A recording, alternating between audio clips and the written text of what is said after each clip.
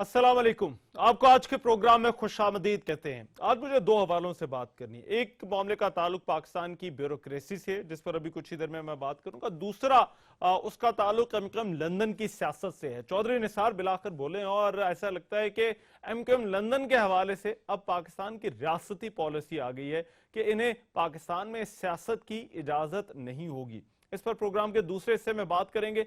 पहले बात हो जाए पाकिस्तान की ब्यूरोक्रेसी की, जिसको इस वक्त एक बड़े बहरान का सामना है। बेशुमार सीनियर ब्यूरोक्रेट्स हैं जिनका मुस्तकबिल करियर जो है वो इस वक्त दाव पर लगा हुआ है।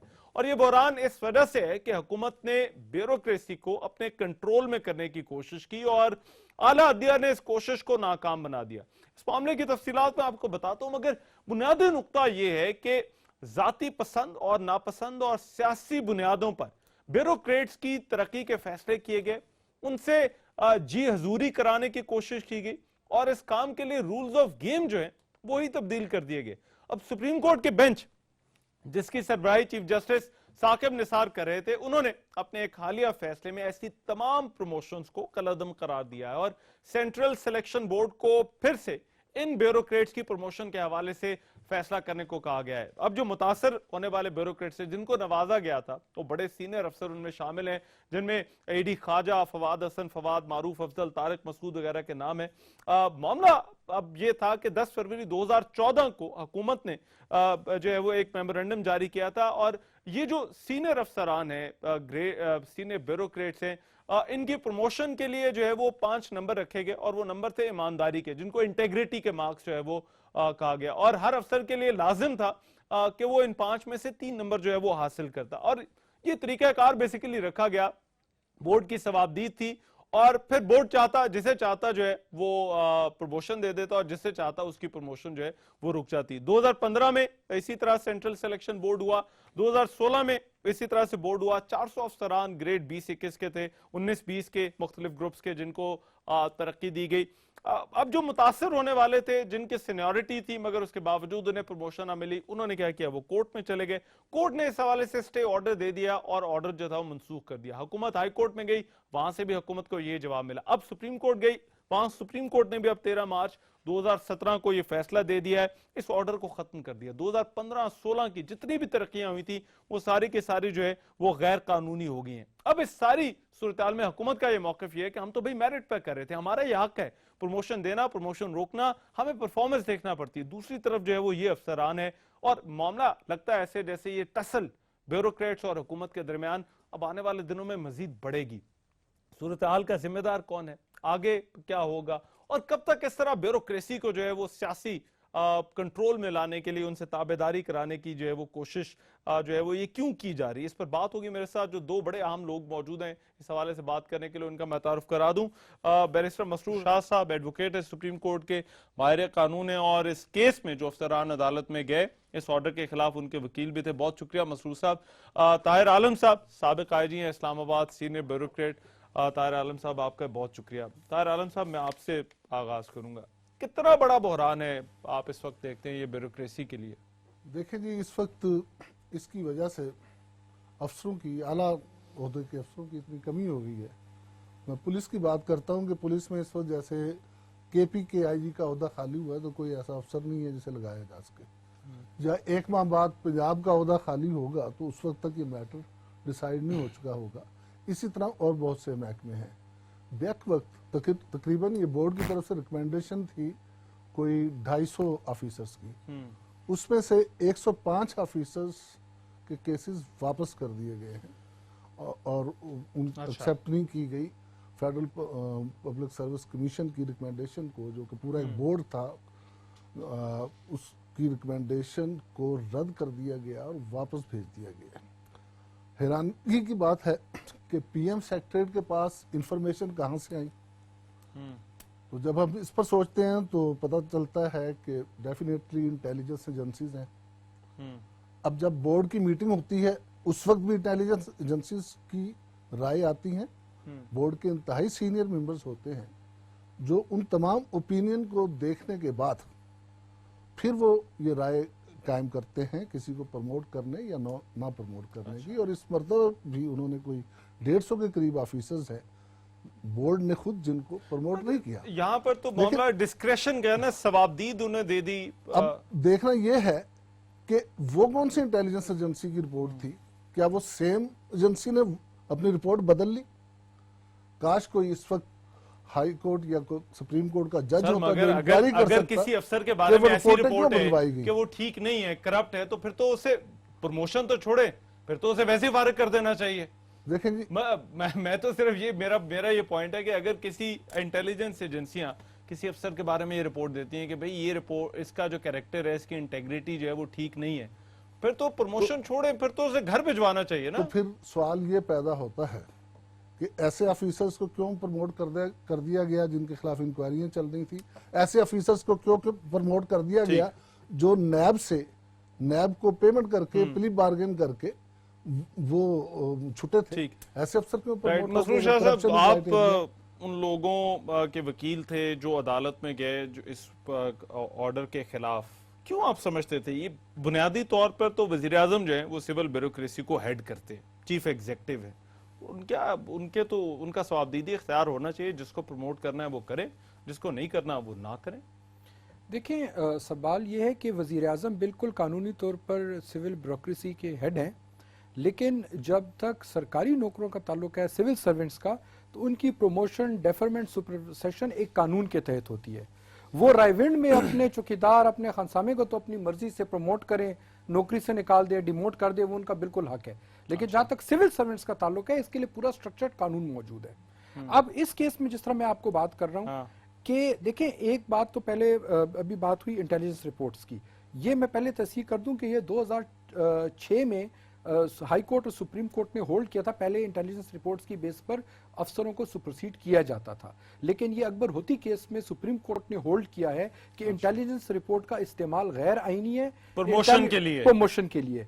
और उसका लॉजिक ये था कि अगर एक इवन आपका सीनियर अफसर भी अगर आपकी एसीआर लिखता है, आपको कन्फ्रंट नहीं होती। हमारा वो ब्यूरोक्रेसी का कल्चर या प्रमोशन का जो निजाम है वो इस तरह है कि आप अगर परफॉर्म नहीं भी कर रहे तो फिर भी आप तरक्की करते जाएंगे। तो उनका ये कहना था कि जो करप्ट अफसरान है उनकी प्रमोशन को रोकने का तरीका यही था कि कुछ चेक एंड बैलेंस रखा जाए। तो ये जो इंटेग्रिटी वाले नंबर जो है वो वहीं पर आते हैं। इसको आप किस तरह से देखते हैं? मैं आपको एक्सप्लेन, मुझे 2 मिनट दे, मैं पूरा ये सिनेरियो ही समझा देता हूं आपको। अब होता क्या है कि इन्होंने 2015 में क्राइटेरिया ये जो इस्तेमाल किया था, इसमें मिसाल आपको दूं, 100 मार्क्स का पेपर है, उसमें 95 मार्क्स आपके रिटन टेस्ट है, एसीआर है, सीनियर पुलिस ऑफिसर बैठे हुए हैं, इनकी ट्रेनिंग्स होती हैं, परफॉर्मेंस, सारा से वो एक स्ट्रक्चर्ड मार्क्स मिलते हैं। और 5 मार्क्स जो है वो बोर्ड की डिस्क्रेशन है, इंटेग्रिटी। अच्छा, एक तो इंटेग्रिटी का कॉलम एसीआर में वैसे ही होता है, जो आपको अफसर डायरेक्ट आपका सुपरवाइजर है वो आपको इंटेग्रिटी के मार्क्स वैसे ही देता है, और फिर काउंटर साइनिंग अफसर भी उसको इंडोर्स करता है। अच्छा, अब जो 5 मार्क्स इंटेग्रिटी के हैं, उसमें भी उन्होंने ये किया कि अगर 3 में से कम आपके मार्क्स हैं इंटेग्रिटी में, तो आपका सारा 95% वॉश आउट हो जाएगा। बेशक आपने 95 नंबर स्कोर किए हो, आपको बोर्ड ने 2 नंबर दिए, 97 हो गए, दूसरे ने 65 लिए, लेकिन वो प्रमोट हो जाएगा। अब बात ये होती है, इंटेग्रिटी का इस्तेमाल, ये जो डिस्क्रेशन है, लॉ हर वक्त कोर्ट्स कहती हैं कि ये भी स्ट्रक्चर्ड होना चाहिए। अब मैं आपको 2 मिसालें देता हूं। मिसाल में, एक मेरे क्लाइंट थे, सीसीपीओ पेशावर थे वो, ठीक है। दूसरे क्लाइंट थे deputy commandant FC frontier constable, जिन्होंने वजीरिस्तान में जाकर ऑपरेशंस किए एज अ पुलिस ऑफिसर। उनके खिलाफ कोई इंक्वायरी नहीं, कोई इन्वेस्टिगेशन नहीं चल रही। दूसरी तरफ उनको इंटेग्रिटी में आपको पता है 0 नंबर मिला, और दूसरी तरफ अफसरान है, जिस तरह तो सर ये तो मामला फिर वही आ गया, जो पसंद है उसको दे दिए नंबर। जो नैब में अंडर ट्रायल है, जिन्होंने वीआर कर लिया वॉलंटरी रिटर्न, उनको इंटेग्रिटी में 5 में से 5 नंबर। ताहिर आलम साहब की बात है, 5 में से 5 नंबर। ये क्यों इतनी ख्वाहिश क्यों है ब्यूरोक्रेसी को अपने ताबे लाने की? उन्हें चाहिए कासालेस, उन्हें चाहिए खुशामदी, जो हर वक्त उनकी खुशामद करते रहे।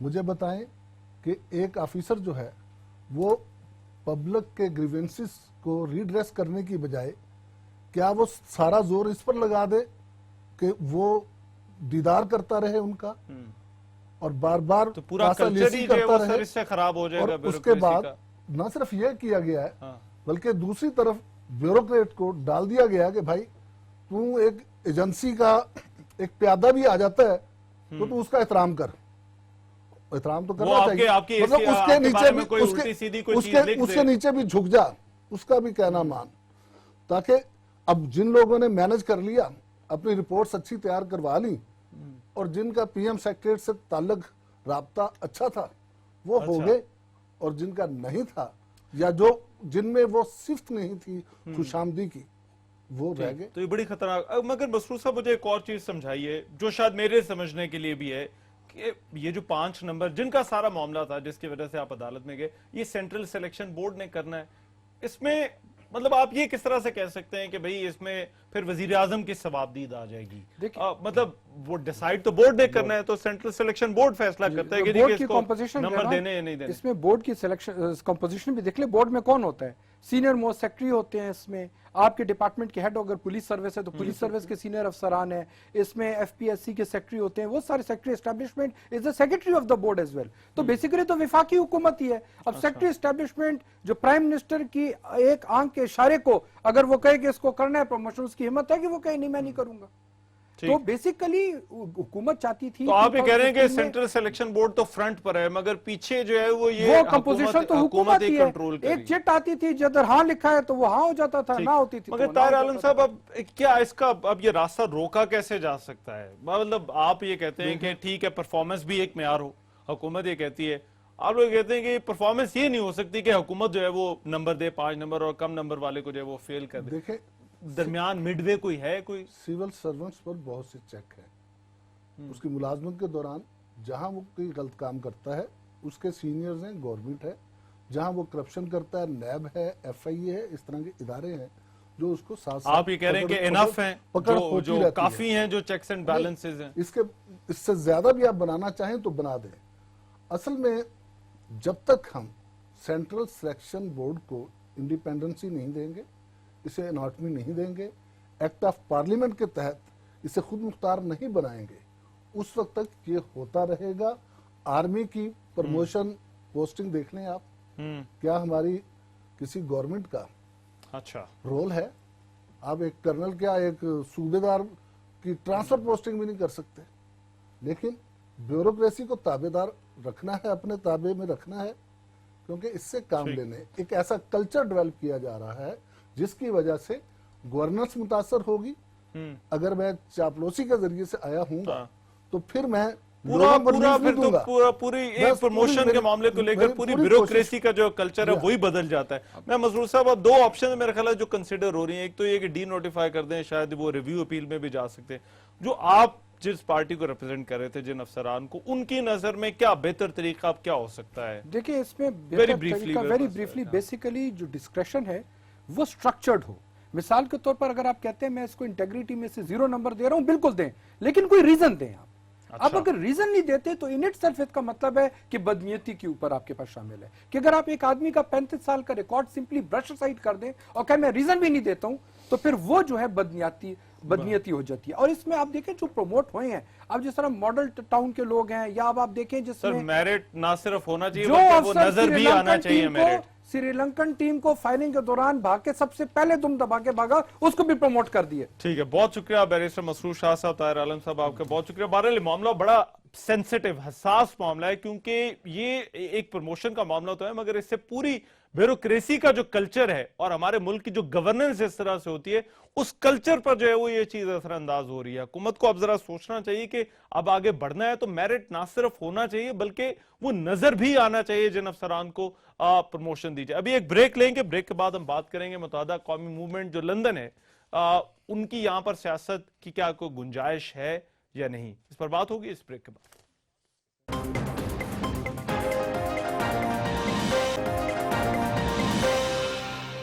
ब्रेक के बाद प्रोग्राम में एक मरतबा फिर से खुशामदीद। चौधरी निसार वफाकी वजीर दाखिला, उन्होंने गुज़िश्ता रोज कहा कि एमक्यूएम लंदन ग्रुप जो है वो पाकिस्तान पर यकीन नहीं रखता, ये ग्रुप पाकिस्तान में सियासत नहीं कर सकता। एक लिहाज से अब चौधरी निसार ने एमक्यूएम लंदन के हवाले से जो है वो रियासत की पॉलिसी दे दी है।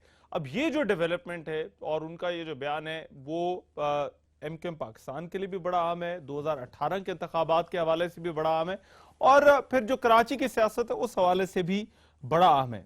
मगर सवाल ये उठता है कि क्या एमकेएम पाकिस्तान को एमकेएम लंदन को जो है वो पाकिस्तान में सियासत की इजाजत होनी चाहिए या नहीं, इस पर बात करेंगे। मेरे साथ जो दो बड़े आम लोग मौजूद है, एक तो जियाउद्दीन साहब है, सीनियर जर्नलिस्ट है। जियाउद्दीन साहब बहुत शुक्रिया, मेरे साथ इस्लामाबाद स्टूडियोज में मौजूद हैं। और रजा हारून साहब सीनियर रहनुमा है, सीनियर पॉलिटिशियन है पाक से जमीन पार्टी के। रजा हारून साहब आपका भी बहुत शुक्रिया। मैं रजा हारून साहब पहले आपकी राय जानना चाहता हूँ, चौधरी निसार के इस बयान को आप किस तरह से देखते हैं? और सवाल वही कि क्या एमकेएम लंदन को यहां पर कोई पॉलिटिकल एक्टिविटी करने की इजाजत होनी चाहिए? रहमान, दो बातें हैं। एमकेएम लंदन है क्या? मुझे तो नहीं पता एमकेएम लंदन कोई एक्टिविटी है या कोई एंटिटी है, वो यहाँ पे रजिस्टर्ड है कि नहीं। एमकेएम पाकिस्तान रजिस्टर्ड है, तो जो भी बात होगी एमकेएम की होगी। ये कन्फ्यूजन जो है वो हमारी गुफ्तगू में ये ख़त्म हो जाना चाहिए। या तो हम एमकेएम की बात कर रहे हो या नहीं कर रहे हो, तो ये लंदन और पाकिस्तान का ये जो झगड़ा है तो ख़त्म होना चाहिए। अच्छा, उनको हमें क्या फ़र्क पड़ता है? हमें कोई फ़र्क नहीं पड़ता। हम जब 3 मार्च को आए थे तो ये सारा का सारा सिस्टम एक ही जगह था। अल्ताफ़ हुसैन साहब, ये फारूक सत्तार साहब, ये लंदन पाकिस्तान एक ही चीज़ थी। तो हम तो ये सब समझकर यहाँ आए थे। अब रह गई आपके सवाल का पहला हिस्सा कि चौधरी निसार साहब क्या सोचते हैं। तो चौधरी निसार साहब की सोच तो इज एनीबॉडीज कि वो क्या सोचते हैं और क्या करेंगे, लेकिन क्या एक्शन हुए? एक्शन जीरो है, एक्शन कोई नहीं हुआ है। ये सारी बातें हैं, ये सब स्टेटमेंट्स हैं, ये मीडिया के ऊपर अगर बात कर ली जाती है। ना तो हमने 22 अगस्त के हवाले से कोई एक्शन देखा, ना भी हालिया दिनों में इतनी सारी बातें, वीडियो ऑडियो रिकॉर्डिंग्स आ रही हैं, उसका कोई एक्शन देखा। तो मैं तो होपफुल हूँ नहीं। मुझे तो अपनी पार्टी को एस्टेब्लिश करना है, 1 साल हो गया अपनी पार्टी की सियासत और उसकी पार्टी की सियासत के हवाले से काम करना है। मेरे जहन में कोई कंफ्यूजन है नहीं। अच्छा, नहीं, मगर आप रियासती पॉलिसी को किस तरह से देखते हैं? अब आप क्या ये कह रहे हैं कि चौधरी निसार साहब जब आके ये कहते हैं कि जी के हम ऐसे ग्रुप्स को सियासत नहीं करने देंगे जो पाकिस्तान की यकजहती के हवाले से इस तरह की बात करते हैं, जो पाकिस्तान के इदारों पर जो है वो उनको टारगेट करते हैं, तो आप उनकी बात पे यकीन नहीं कर रहे? नहीं, मैं ये बात नहीं कह रहा। मैं कह रहा हूँ ये तो एक स्टेटमेंट है ना, ये तो किसको नहीं पता। ये तो पाकिस्तान का आईन कहता है, पॉलिटिकल पार्टीज एक्ट कहते हैं कि पाकिस्तान में सियासत वही जमात कर सकती है। ऑफ कोर्स जो पाकिस्तान के नजरिए, पाकिस्तान की वैधानियत और पाकिस्तान के वजूद पर ये कहने की बात नहीं है ना। चौधरी निसार साहब तो वजीर दाखिला हैं, उनका एक्शन, उनका अमल और उसका आफ्टर रिएक्शन क्या हुआ है, वो मेरे ख्याल में ज्यादा एक वजीर को ज्यादा गुफ्तगू मीडिया टॉक्स और प्रेस स्टेटमेंट से नहीं करनी चाहिए, बल्कि अपने एक्शन और अपने इदारे की, अपने महकमे की कार्रवाइयों से करनी चाहिए। ठीक है। अच्छा, मैं जरा इस पर आता हूं, मगर जियाउद्दीन साहब आप एग्री करते हैं कि ये लंदन और कराची या पाकिस्तान का मामला नहीं है, एमकेएम है? नहीं समझा नहीं मैं क्या सवाल इस वजह जो रजा हारून साहब ने कहा, उन्होंने कहा कि एमकेएम की बात होनी चाहिए। ये एमकेएम लंदन और पाकिस्तान, मेरा ख्याल है रजा हारून साहब आपका यही स्टांस है ना अभी भी सर, के ये दोनों एक ही है? स्टांस है रहमान के एमकेएम लंदन तो कोई एंटिटी है ही नहीं ना। अच्छा। पाकिस्तान में रजिस्टर्ड नहीं है, पाकिस्तान की एंटिटी नहीं है, तो उसका जिक्र बार बार करके हम खुद एक एंटिटी क्रिएट कर रहे हैं। अच्छा। है नहीं, मतलब वो कहीं एग्जिस्ट नहीं करती है। एमकेएम एग्जिस्ट करती है, तो एमकेएम और गुफ्तगू नहीं है। हारून साहब की मैं बात से एग्री करूंगा। अच्छा। कि भाई कोई ऐसी पॉलिटिकल पार्टी जो पाकिस्तान के नजरिए में बिलीव नहीं करती है, वो तो जाहिर है कि under the political parties act वो इलेक्शन में हिस्सा ले ही नहीं सकती। चौधरी निसार का ये कहना कि हम इजाज़त नहीं देंगे या वो नहीं कर सकती, तो वो शायद ये भूल गए कि जब एमक्यूएम महाजिर कौमी मूवमेंट थी तो उस वक्त भी वो इलेक्शन में नहीं लड़ सकती थी एमक्यूएम के हिसाब से। अच्छा। एमक्यूएम के नाम से वो उन्होंने इलेक्शन नहीं लड़ा था, वो उन्होंने लड़ा था हक परस्त के नाम से। हक परस्त के नाम से इंडिविजुअल इंडिपेंडेंट कैंडिडेट्स उन्होंने खड़े किए थे और इलेक्शन उन्होंने लड़े थे। और अब की दफ़ा भी 2018 में भी मेरा जहाँ तक ख्याल है कि अल्ताफ़ हुसैन, अगर MQM London, so called MQM London को आप बैन करेंगे तो वो कोई हक परस्त टाइप की कोई चीज़ वो इंट्रोड्यूस करेंगे और अपने इंडिपेंडेंट कैंडिडेट्स खड़े करेंगे और वो इलेक्शन लड़वाएंगे। अच्छा, आपको ये लगता है कि एमक्यूएम लंदन ग्रुप जो है वो इन एनी केस जो है वो यहाँ पर इंतखाबात लड़ेगा? जी देखिए ना, एमक्यूएम लंदन को ले लें। इस रियासती पॉलिसी को आप किस तरह से देखते हैं? ये इस वजह से इस बयान को मैं अहमियत इस वजह से दे रहा हूँ कि पहली दफा जरा खुल के उन्होंने बात की है। इससे पहले जो है वो हमने देखा कुछ मुजाहरे हुए, कुछ लोगों को उन्होंने गिरफ्तार कर लिया, मगर अब ये एक सिंपल डिक्लेरेशन जो है ये हम देख रहे हैं कि अब आ रहा है चौधरी निसार की नहीं, ऐसी कोई बात नहीं। ये अक्सर मतलब है कि इनका ये बयान देना जो है ना वो मीनिंगलेस है। अच्छा, मैं कह रहा हूँ ना कि कोई पार्टी पाकिस्तान के नजरिए में को बिलीव नहीं करती तो वो इलेक्शन लड़ ही नहीं सकती। वो तो जो अब फिर एमक्यूएम जो है उसके मुतालिक हम अज्यूम कर रहे हैं एमक्यूएम लंदन के मुतालिक कि वो बिलीव नहीं करती। तो एमक्यूएम जब उन्होंने एमक्यूएम जब मारिज़ वजूद में आई थी तो वो महाजिर कौमी मूवमेंट थी, और महाजिर कौमी मूवमेंट चूंकि एथनिक लेबल है वो, तो इसलिए वो इलेक्शन में हिस्सा नहीं ले सकती थी उस वक्त भी। तो मैंने यही कहा ना कि वो एज हकपरस्त उन्होंने इंडिपेंडेंट कैंडिडेट खड़े किए थे, वो फिर खड़े करेंगे और चौधरी निसार कुछ नहीं कर सके। मैं रजा अरुण साहब एक चीज मैं अभी एक ब्रेक पे जाना है, मगर मैं ब्रेक के बाद एक चीज का जवाब चाहूंगा। अब जो रियासत की पॉलिसी या जो है वफाक की पॉलिसी की बात होती है, और खास तौर पर इस तरह के ग्रुप्स के हवाले से, क्या आप समझते हैं कि काफी कुछ किया जा रहा है? Are we doing enough? जितना किया जाना चाहिए उतना किया जा रहा है या नहीं किया जा रहा है? मैं चाहूंगा जरा आप इसका जवाब दें। एक ब्रेक लेते, ब्रेक के बाद हम वापस आते हैं।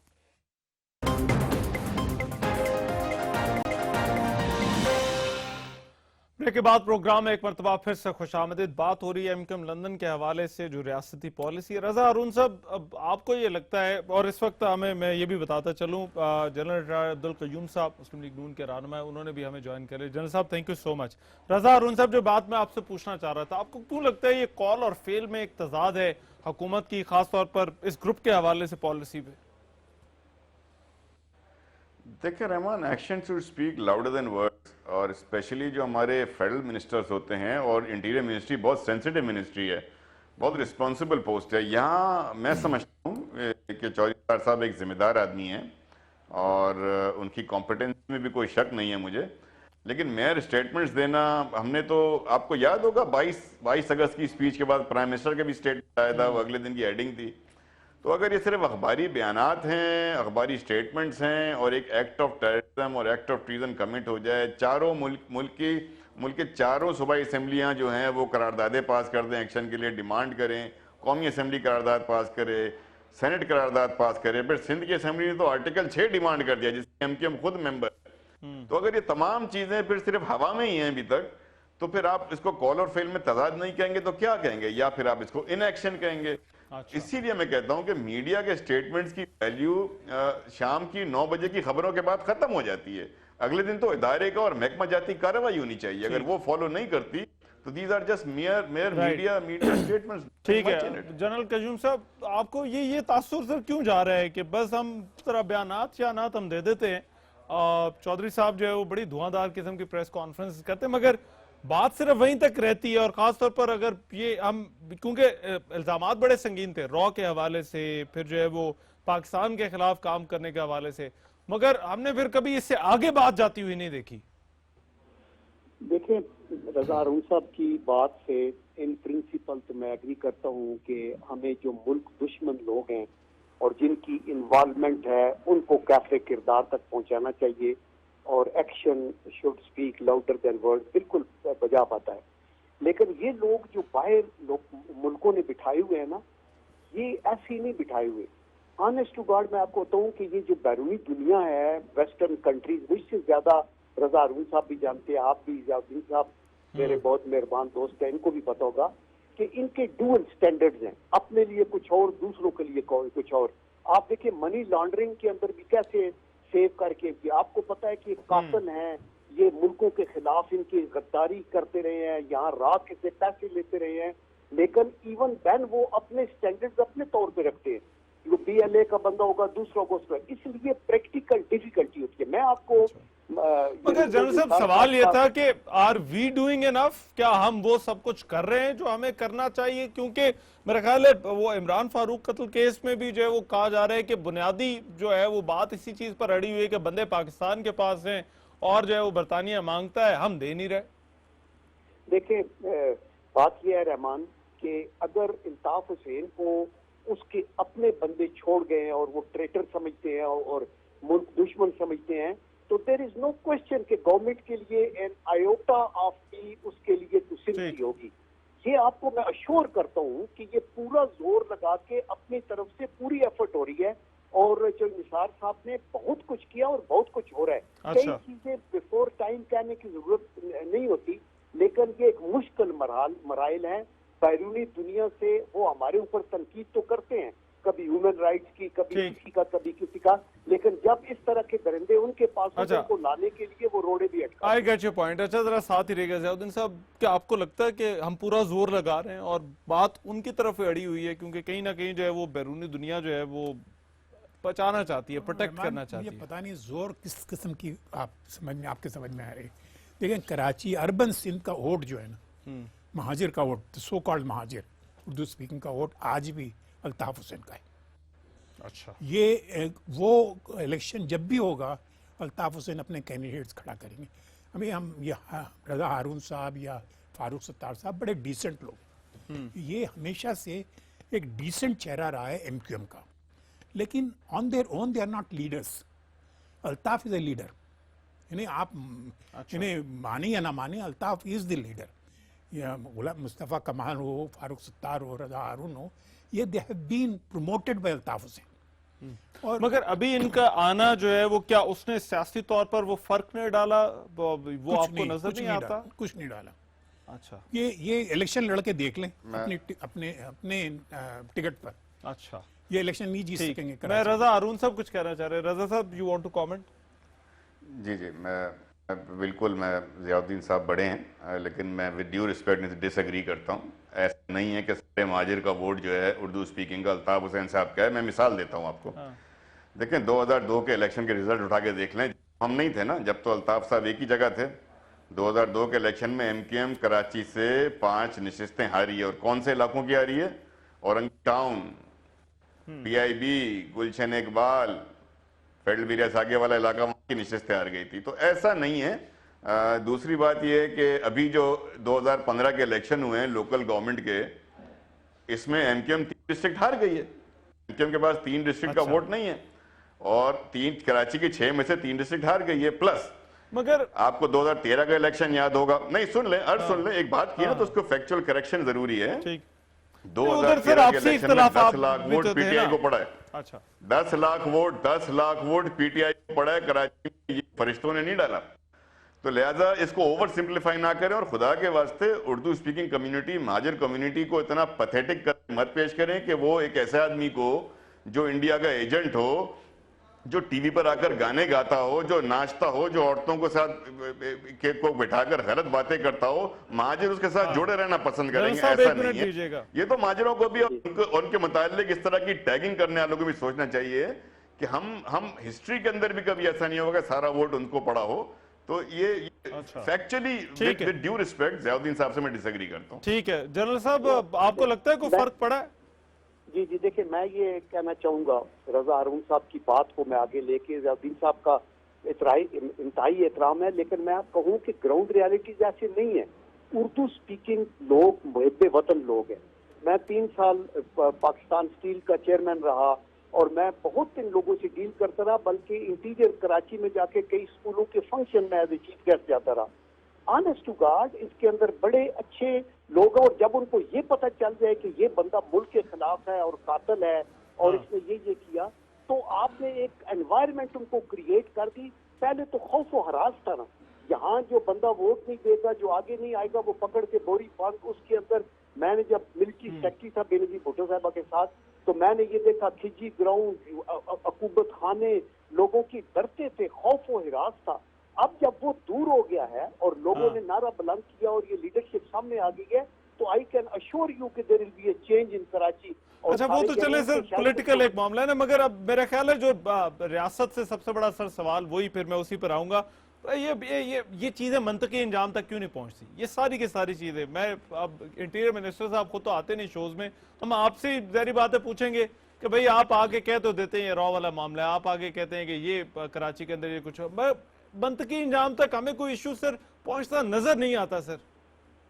ये देखे ना, ये बड़ी दुखदेह बात है, लेकिन इसके आड़े जो चीजें आती हैं, आपका जुडिशियल सिस्टम आता है, आपकी और बहुत सी चीजें जिनकी तस्वीर के लिए बहुत सा काम हो रहा है। मैं अभी मतलब जुडिशियल रिफॉर्म्स की बात कर रहा हूँ, कुछ तो सूबों ने करना है, ये क्रिमिनल इंटेलिजेंस, क्रिमिनल इन्वेस्टिगेशन, जेलों की हालत, थाने का कल्चर वगैरह। लेकिन जो हमारे लेवल पे पार्लियामेंट हाउस में करना है, हमने रिपीटेड उसके ऊपर बहुत सी डिलिब्रेशन की हैं। उसमें सुप्रीम कोर्ट की चीफ जस्टिस भी हमने रिक्वेस्ट की, वो एक दफा आए थे, उन्होंने अपने व्यू दिए। हमने सारे रिनाउंड जो ज्यूरिस्ट हैं, जो लीगल माइंड्स हैं, एसएम जफर समेत बहुत से लोग, उन्होंने आईजी पुलिस को बुला के एक तो सिस्टम को आपको ठीक करना होगा ताकि एहतसाब का निजाम ठीक तो हो। आप ये कह रहे हैं ये काम हो रहा है। मेरे पास सर अब जरा टाइम कम है। राइट सर, बहुत शुक्रिया जनरल अब्दुल करीम साहब। ज़ियाउद्दीन साहब, योर फाइनल कमेंट। मतलब मैं हारून साहब भी सही कह रहे हैं और जनरल साहब भी सही कह रहे हैं, लेकिन विजुअल थिंकिंग है इनकी। देखिए ये जो महाजिर वाला मसला है ना, वो उसमें एक सनसेट क्लॉज है। अच्छा, महाजिर नहीं रहता एक स्टेज पे आके। हाँ। ये एक ज़हन कराची वालों के सर ये आइडेंटिटी तो अभी तक वो भी अभी जी हाँ, वही आइडेंटिटी शनाख्त तो वही शनाख्त इस्तेमाल हैं। करते हैं। अब देखें ना, आप फारूक सत्तार साहब को ले लें, नहीं सर, इन्होंने तो ऐसा अपना नहीं है। पीएसपी कर लिया ना।